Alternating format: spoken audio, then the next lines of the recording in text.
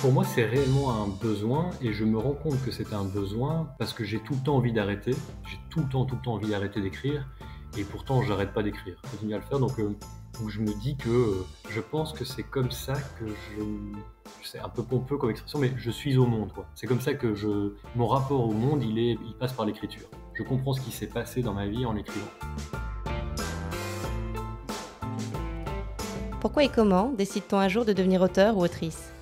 Est-ce seulement une décision, ou plutôt une pulsion, un appel ou une vocation ? En quoi ce choix ou ce besoin impacte la vie des auteurices ? Et comment l'écriture s'immisce-t-elle dans leur quotidien ? Quelle place y prend-elle ?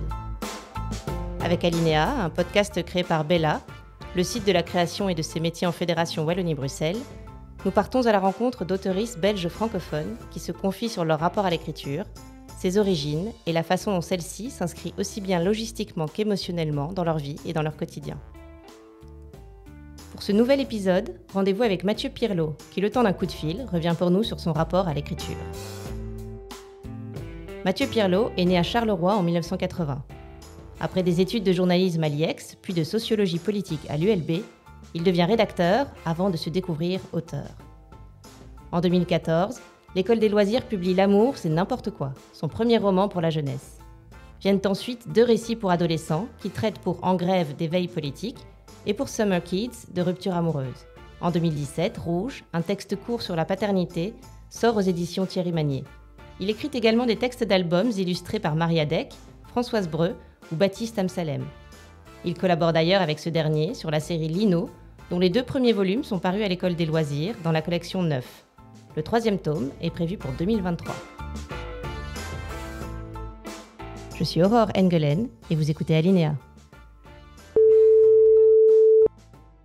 Bonjour Mathieu. Bonjour. Alors j'ai une première question pour vous. Est-ce que vous écrivez en ce moment ?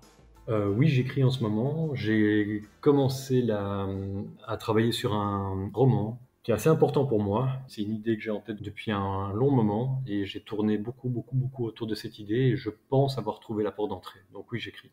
Est-ce que vous pouvez nous dire 2 ou 3 choses sur ce type d'écriture ? C'est donc un roman ? Est-ce que c'est quelque chose qui s'éloigne de ce que vous avez pu faire jusqu'ici ou est-ce que c'est dans une continuité ? Comment est-ce que ça s'inscrit dans votre bibliographie ? C'est un roman qui s'inscrit dans la lignée des romans pour grands adolescents, pour jeunes adultes, comme on dit maintenant, que j'ai écrit auparavant. Donc j'ai écrit 2 romans et celui-là vient s'inscrire dans cette lignée-là. Ce ne sont pas les mêmes personnages, mais disons que c'est le même univers. Et c'est un roman qui traite... Enfin, j'aime pas beaucoup les romans à sujet ou à thème, mais on va dire que ce que j'essaie de charrier là-dedans, c'est quelque chose qui serait de l'ordre du transfuge de classe. J'essaie de parler un petit peu d'où je viens et d'où je parle maintenant. Donc voilà, mais à travers forcément le prisme de l'adolescence. C'est une sorte de retour à la ville, en fait, on pourrait dire. Pas très original, mais ce sont des thèmes qui me tiennent vachement à cœur. Et donc voilà, il a un titre de travail, ce roman, pour le moment. Il s'appelle Ourvari.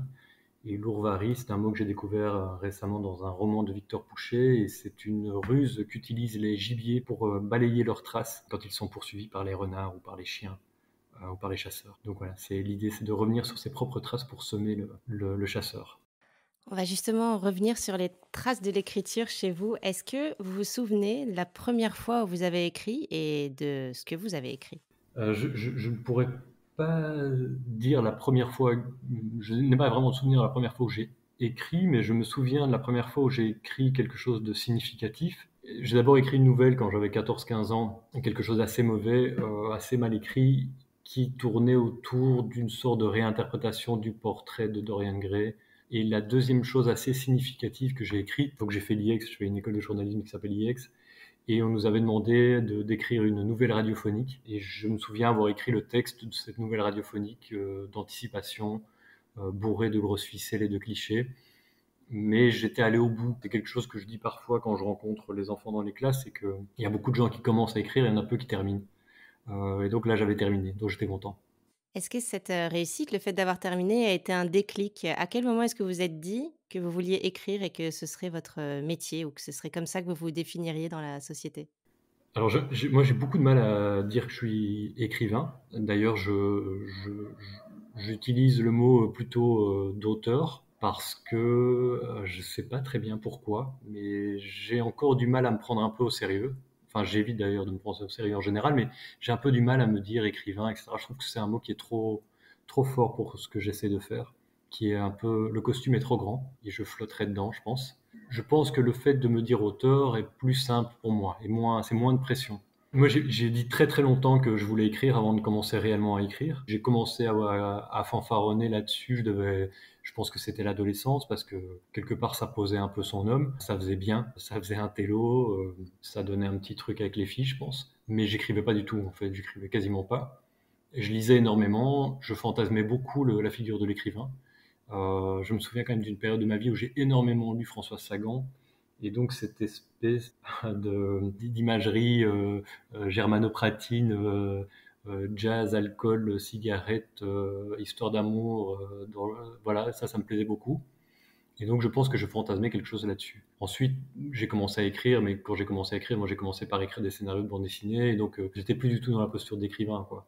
C'est vraiment après, quand j'ai commencé à écrire des romans, et en particulier des romans pour la jeunesse, que je me suis dit, bon, bah, là, visiblement, il se passe quelque chose, quoi. Je pense que tu es devenu un auteur après quelques bouquins, on commence à t'identifier comme tel, donc voilà, c'est là, quoi. Donc vous dites que vous avez du mal à vous identifier comme un écrivain plutôt comme un auteur, mais pour vous, est-ce que ça relève plutôt d'un métier, d'une profession, d'une passion, d'un besoin? Comment est-ce que vous définissez, cette activité et ce besoin d'écrire? Pour moi, c'est réellement un besoin et je me rends compte que c'est un besoin parce que j'ai tout le temps envie d'arrêter. J'ai tout le temps envie d'arrêter d'écrire et pourtant j'arrête pas d'écrire. Je continue à le faire donc je me dis que je pense que c'est comme ça que c'est un peu pompeux comme expression, mais je suis au monde, quoi. C'est comme ça que mon rapport au monde, il passe par l'écriture. Je comprends ce qui s'est passé dans ma vie en l'écrivant. Ça m'aide à comprendre, en fait. Tout comme la lecture m'aide à comprendre aussi quelque part. Mais moi, voilà, mon rapport au monde passe par l'écrit. Mais je pense pas que ça soit une passion, par exemple. C'est pas un hobby, c'est pas une passion, c'est pas une occupation, c'est pas.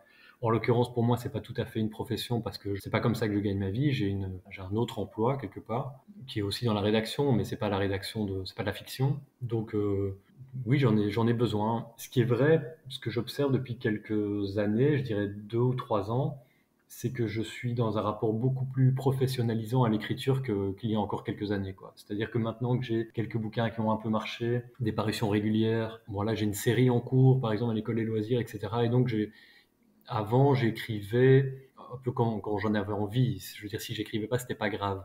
Maintenant, il y a quand même quelque part une obligation de le faire, quoi. Même si personne ne m'attend, je me sens obligé de le faire.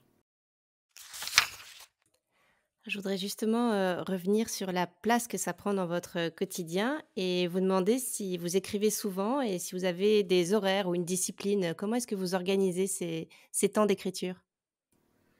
Alors comme je veux dire, un emploi, je suis salarié d'une administration, moi mes horaires, je veux dire la journée en général c'est 8h30, 17h30 et puis j'essaye d'avoir une vie de famille normale jusque je dirais 21h et puis généralement, pas tous les jours, mais j'essaie d'écrire de 21h à minuit ou à minuit et demi.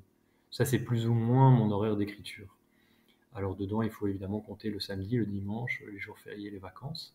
Mais c'est pas possible tous les jours. Enfin, je veux dire, il y a des soirs où je sors, où je vois des gens, des moments où je suis fatigué. Ça dépend. Généralement, en fait, mon rapport va être plus intense si je suis pleinement dans un projet. Par exemple, là, clairement, j'écris tous les jours pour le moment parce que j'écris un roman.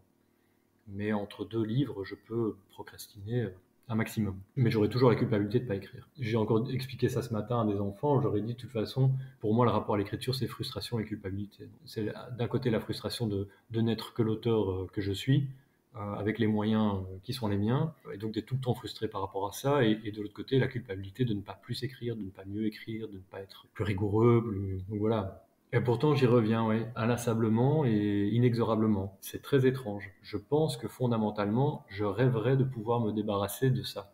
Je crois. Me dire, tu n'es plus qu'un lecteur. Et j'aimerais beaucoup pouvoir me dire, j'arrête d'écrire et c'est pas grave et j'ai fait ce que je pouvais et c'est très bien comme ça. Et en fait, je n'y arrive pas parce que je crois que j'ai pas fini, j'en ai pas fini en fait. Mais je pense qu'un jour j'en aurai terminé. Je ne pense pas être, je ne me projette pas dans le temps par rapport à ça, mais je crois qu'un jour j'aurai vraiment plus rien à dire. Et je n'hésiterai pas à arrêter d'écrire si j'ai plus rien à dire, ça c'est sûr. Justement, qu'est-ce qui fait que vous avez quelque chose à dire? Ce que je veux vous demander, c'est, qu'est-ce qui fait la naissance d'un projet ou l'étincelle qui vous donne le besoin de vous exprimer à travers, une histoire, quel que soit son format? Ça va vraiment dépendre, du projet. J'ai, on va dire, j'ai plusieurs canaux, on va dire, par lesquels j'essaie de m'exprimer. On va dire, j'ai une série de romans plutôt pour les jeunes lecteurs, qui s'appelle Lino à l'école des loisirs. Et là, tout ce que je veux, c'est m'amuser, quoi. Je veux être dans le plaisir, je veux être dans le plaisir et de l'écriture, et j'espère être dans un plaisir de lecture. Les albums, généralement, c'est plutôt quelque chose comme une idée fixe à un moment donné, et que c'est souvent très visuel aussi dans ma tête, donc c'est vraiment une image que j'ai. En revanche, pour les romans ados, là, il y a vraiment une volonté de comprendre ce qui s'est passé à ce moment-là de ma vie. J'ai toujours la sensation que l'adolescence est une période extrêmement intense où tout est vécu plus fort. Du coup, il se passe tellement de choses à ce moment-là, ça a l'air incompréhensible, ça a l'air tellement flou et fort. Et enfin, bizarrement, j'ai pas les mots pour décrire cette période. Et moi, j'essaie toujours de comprendre ce qui s'est passé, de me remettre dans la peau de l'adolescent que j'étais, et de me dire, ok, à ce moment-là, quand il s'est passé ça, quand on t'a dit ça, quand tu avais telle relation avec telle personne, qu'est-ce qui était en train de se jouer? Et c'est ça que j'essaie de dénouer, quoi. Est-ce que c'est une façon, peut-être, thérapeutique de revenir sur ces points de friction ou sur des conflits ou des incompréhensions, qui sont encore à régler? J'aurais tendance à dire, enfin, je vais vous faire une réponse stupide, je vais vous dire oui et non. Je me rends compte maintenant, quand j'écris pour l'adolescence, je ne m'inspire pas uniquement de ma propre vie, mais aussi de la vie des gens qui étaient autour de moi à ce moment-là. Je dirais pas que c'est thérapeutique parce que ça voudrait dire que ça me soigne, et moi je ne pense pas que l'écriture soigne en fait. Enfin, en ce qui me concerne, hein, j'écris pas pour aller mieux en fait. J'écris pour comprendre, mais pas pour aller mieux, quoi. Je vais pas mieux quand j'ai écrit. Parfois, je vais même moins bien parce que je me rends compte que j'ai vraiment déconné à tel moment, ou que telle personne a vraiment déconné, et que voilà, que je me suis pas bien comporté, que c'est plus de la compréhension que de la thérapie, quoi. J'aimerais revenir un petit peu sur les, la logistique de l'écriture et de la façon dont vous organisez tout ça. Est-ce que vous avez un lieu à vous pour écrire ou un endroit préféré? Est-ce que vous avez besoin de silence ou est-ce que vous pouvez écrire dans le bruit du monde? Comment est-ce que vous vous installez pour écrire? J'ai la chance d'avoir une maison, et dans cette maison d'avoir un bureau très confortable, tout petit. Vraiment, c'est une toute petite pièce. C'est dans cette pièce que j'écris généralement, on va dire la plupart du temps. J'ai pas vraiment de cérémonial, j'ai pas vraiment de rituel. Ça m'arrive de mettre de la musique pour lancer la machine, mais à un moment donné, quand je suis vraiment concentré, il faut que je coupe cette musique parce qu'elle va venir parasiter ma pensée. Ce que je commence à faire aussi, et qui marche plutôt bien, c'est que j'ai un casque anti-bruit. Ces casques qui peuvent vraiment couper les bruits des alentours, mais qui en fait ne coupent pas les bruits, mais provoquent un bruit qui est un bruit presque intérieur, comme quand vous vous bouchez les oreilles, si vous voulez. Et parfois, je mets même du bruit blanc à l'intérieur. Et là, il y a quelque chose qui se referme autour de moi, une espèce de bulle de concentration, et ça me permet d'être vraiment totalement dans mon écriture, quoi. Et quels sont vos outils d'écriture? J'imagine que vous écrivez sur un ordinateur, mais est-ce que vous avez d'autres outils? Est-ce que vous avez recours à des carnets ou des petits bouts de papier? Ou comment est-ce que, l'écriture prend forme? Moi, j'ai des manies un peu ridicules, dont j'ai un peu honte d'ailleurs, et j'écris effectivement sur ordinateur. J'écris d'ailleurs, j'ai découvert récemment un programme formidable qui me sert beaucoup, qui s'appelle Scrivener, qui organise vraiment très très bien les manuscrits. Avant, j'écrivais sur Word comme tout le monde ou sur OpenOffice, mais maintenant j'écris sur Scrivener. Et j'ai toujours à côté de moi des carnets qui sont identiques depuis, je sais pas, ça fait peut-être 10 ans que j'utilise les mêmes carnets, même format, même pagination, même marque. Et à côté de ces carnets, dans ces carnets ouverts, il y a un stylo avec de l'encre noire, toujours. Et donc, je prends des notes. Je n'écris pas directement à la main, mais quand je suis bloqué sur un passage, ça m'arrive de repasser par alors le geste, parce que c'est quelque chose de physique, je ne sais pas très très bien, ou d'écrire des dialogues, par exemple, parce que j'aime beaucoup écrire des dialogues. Ça m'arrive de commencer des dialogues à la main. Et donc, c'est une forme d'aller-retour constante entre ce carnet et l'ordinateur, mais ce ne sont pas des carnets que j'emporte. J'écris pas dans la rue, j'écris pas au bistrot. C'est vraiment, ce sont des carnets pour écrire vraiment à la main sur mon bureau, quoi. Et alors, quand ils sont terminés, je les date et je les archive. Ça n'a strictement aucun sens. Je doute que la Bibliothèque royale me demande un jour d'archiver mes carnets. Donc tout ça va finir un jour à la poubelle. Ça prend énormément de place dans mon bureau, mais voilà, je les garde. Une forme de fétichisme. Je crois que je me dis quand même, j'ai travaillé. Faut garder une trace de ce travail. Je sais pas. Vous écrivez à la fois des albums, des romans ados, des romans pour les jeunes lecteurs. Ce sont des types de textes, différents. Est-ce que vous avez du coup une approche différente de l'écriture ou est-ce que la façon d'aborder, le texte est différente en fonction de ce que vous écrivez? Comment se passe, cette approche de ces médiums différents finalement? L'écriture et la mécanique d'écriture est clairement différente. L'album a vraiment une mécanique propre et qui est très précise, que j'ai beaucoup de mal à investir. C'est très compliqué pour moi d'écrire du texte d'album et je suis peut-être pas super bon là-dedans d'ailleurs. J'aimerais beaucoup écrire plus de textes d'album. C'est vraiment, oui, c'est vraiment une rythmique, une synthèse qui est très compliquée à faire. Pour les jeunes lecteurs, pour moi, la grande difficulté, c'est d'arriver à faire en sorte que le lecteur pense que ça a été écrit vite et facilement. C'est que, comme j'écris à la première personne la plupart du temps, il faut qu'il y ait quelque chose, une forme d'oralité, mais en même temps, l'oralité à l'écrit, si elle est telle qu'elle, elle n'est pas retravaillée, c'est nul, ça fonctionne pas, ça peut même sonner faux, une oralité, une véritable oralité à l'écrit. Donc l'idée, c'est de faire croire que, c'est de fabriquer une forme d'oralité, une forme de rythmique rapide, facile et simple à travers le vocabulaire, à travers les dialogues, à travers on va dire la prosodie. Étrangement, c'est vraiment beaucoup de travail pour moi. Moi, je suis un laborieux, je dois travailler beaucoup pour avoir un résultat potable. C'est vraiment beaucoup de travail. Pour les romans ados, j'ai moins de problèmes de style à régler. En revanche, j'ai des problèmes. J'ai des soucis en termes parfois de justesse de ce qui est dit, d'éviter un maximum les clichés, les stéréotypes, d'être juste dans la pensée exprimée. Ça, c'est des enjeux qui sont complètement différents, en fait, à mon sens, hein. Pour revenir sur l'oralité d'une partie des textes que vous produisez, est-ce que vous recourez à l'énonciation du coup? Est-ce que vous travaillez aussi à l'oral ces textes? Est-ce que vous avez besoin de les dire pour pouvoir les ressentir? Oui, oui, ça m'arrive souvent c'est pas à voix haute, mais c'est du murmure, mais je les mets en bouche, quoi.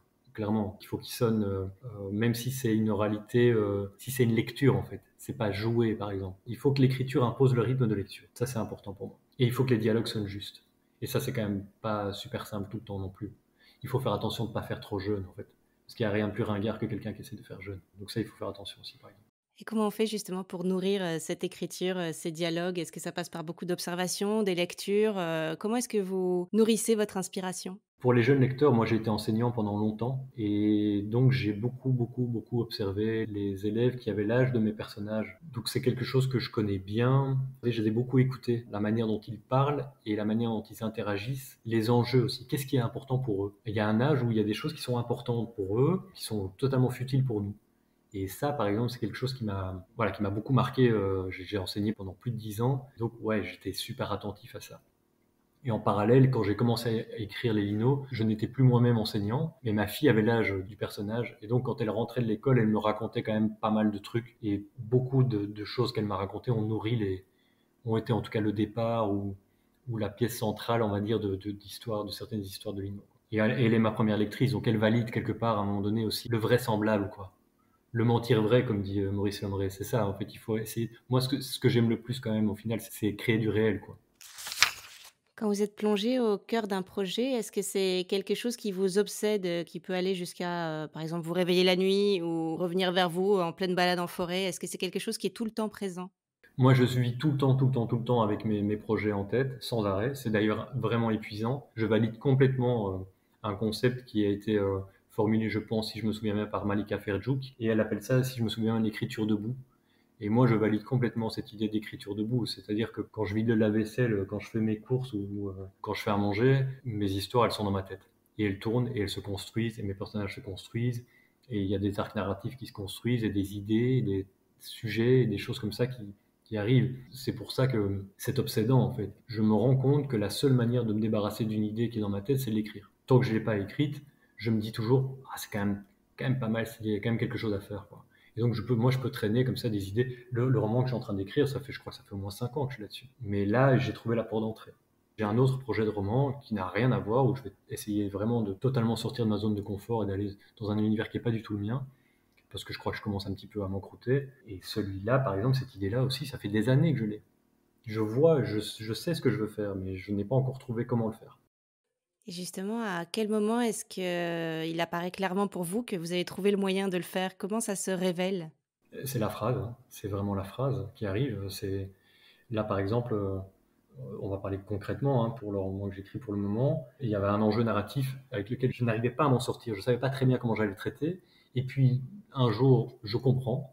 je vois la temporalité du roman qui s'inscrit, je vois le chapitrage qui commence à s'inscrire dans ma tête, et j'attends. Je tourne autour de l'idée, j'essaye, ça ne fonctionne pas. Et puis, il y a 2 semaines, pendant la nuit, justement, à 4 heures du matin, pour tout vous dire, je me suis relevé et le roman est arrivé au présent, de l'indicatif. Et en fait, j'ai commencé à écrire au présent et je me suis dit, en fait, c'est ça. C'est exactement ça qu'il fallait faire. C'est ça qu'il fallait faire pour moi. C'est-à-dire, ça y est, je le vois.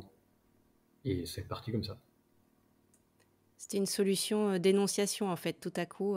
Oui, c'est ça. C'est à un moment donné, j'avais la voix du narrateur. C'était parti. Avant, je l'avais pas, en fait. Elle sonnait faux. C'était pas lui. C'était pas moi, en fait, plutôt. Est-ce que ça arrive souvent la nuit, les illuminations? Parce que c'est quelque chose qui revient souvent dans les entretiens que je peux mener, le pouvoir de la nuit où en même temps tout n'est pas forcément très clair, mais les choses, peuvent commencer à apparaître et après il faut les remodeler. Mais, est-ce que c'est quelque chose qui vous arrive souvent? Alors, ça m'arrive la nuit quand je fais des insomnies, ce qui était le cas à ce moment-là, ce qui m'arrive quand même assez régulièrement. Par contre, ça peut m'arriver, et ça c'est parfois un peu frustrant, parce que ça peut m'arriver dans cet état de demi-sommeil au moment où je m'endors, parce que je m'endors évidemment avec toujours ces idées de romans ou de textes en tout cas qui tournent dans ma tête. Et oui, c'est arrivé à ce moment-là plusieurs fois pendant la nuit. Au moment où je m'endormais, je me disais ah ouais c'est ça, c'est comme ça que ça doit se faire, ou ça c'est bien, ça c'est une bonne idée, c'est comme ça qu'il faut faire. Mais parfois j'oublie. Alors quand j'oublie, moi j'ai pris le parti, pour me déculpabiliser justement, j'ai pris le parti que si j'oubliais que c'est que l'idée n'était pas bonne. Moi je pars du principe que si elle ne revient pas, c'est qu'elle valait pas le coup. Est-ce que, écrire du coup, c'est un peu être dans un état de conscience altéré ou en tout cas un état de conscience différent? J'y avais jamais réfléchi, mais c'est probablement ça, oui. J'ai eu le temps de réfléchir là-dessus, parce qu'on m'a quand même souvent posé la question quand je faisais des rencontres, mais quand on me demande finalement quelle est la différence entre la littérature vieillesse et la littérature jeunesse, j'ai tendance à penser que c'est la distance entre l'auteur et son propre personnage. Je dirais que j'ai eu l'occasion d'en parler plusieurs fois, mais je dirais que quand j'écris sur, on va dire, un double adolescent, si j'écrivais un roman adulte, j'écrirais en tant qu'homme de 40 ans que j'ai aujourd'hui sur l'adolescent que j'étais. Or, quand j'écris pour les adolescents, je suis l'adolescent que j'étais. C'est-à-dire, il n'y a plus de distance entre le personnage et moi, ou en tout cas le moins possible. Et là, c'est pour vous rejoindre sur la question de la conscience altérée, c'est que je pense qu'effectivement, quand je suis en phase d'écriture vraiment pour les ados, il faut que je me remette dans l'état d'esprit dans lequel j'étais à ce moment-là. Et donc oui, il y a quelque chose de cet ordre-là. J'ai une dernière question, Mathieu. Pourquoi écrivez-vous?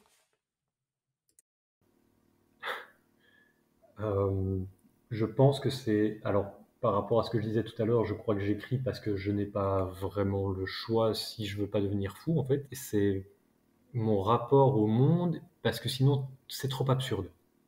Sinon, on comprend rien. Donc, il faut que j'écrive pour comprendre. Ça, c'est une première chose. Et je crois que je le fais aussi parce que c'est à peu près la seule chose... en fait, c'est ce que je fais. C'est ce que je sais faire. Il y a des gens qui... Je sais pas, il y a des gens qui cuisinent, il y a des gens qui arrivent à monter un mur, il y a des gens qui, je sais pas, qui font de la plomberie, il y a des gens qui, bah, moi j'écris en fait. C'est comme ça fait partie de moi. Merci beaucoup, Mathieu. Merci à vous. Merci mille fois à Mathieu Pierlot de s'être confié pour Alinéa sur sa vocation, son rapport à l'écriture et la place que celle-ci prend dans sa vie. Merci à vous de nous avoir écoutés. Merci à Bella de soutenir la création en Fédération Wallonie-Bruxelles et d'avoir rendu ce podcast possible. Si vous l'avez aimé, n'hésitez pas à vous abonner, à le liker, le commenter, le partager et lui mettre plein de belles étoiles. Dans le prochain épisode, nous rencontrons Marine Schneider,